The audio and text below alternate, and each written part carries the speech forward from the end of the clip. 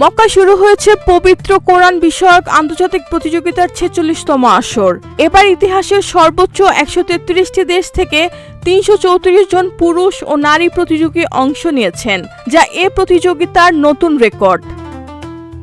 6 August পবিত্র দুই মসজিদের তত্ত্বাবধায়ক বাদশাহ সালমানের পৃষ্ঠপোষকতায় এই প্রতিযোগিতার উদ্বোধন হয়।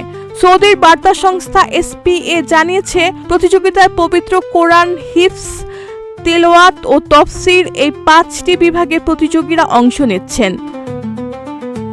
সৌদি কর্তৃপক্ষ জানিয়েছে, এই আয়োজনের উদ্দেশ্য হল বিশ্বের মুসলিম তরুণদের কোরআন মুখস্থ করা, এর অর্থ অনুধাবন করা এবং কোরআনের শিক্ষার প্রতি আরও আগ্রহ করে তোলা।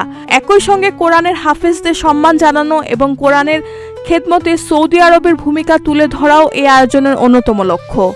এবারের প্রতিযোগিতায় আরেকটি বিশেষ দিক হলো, প্রথমবারের মতো নারী প্রতিযোগীদের পৃথক প্রতিযোগিতার ব্যবস্থা করা হয়েছে।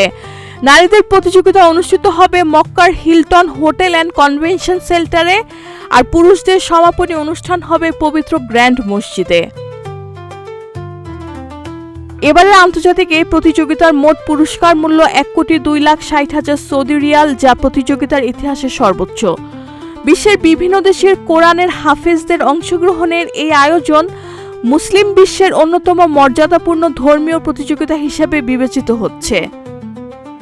রেহানা বেগম, প্রজন্ম 24।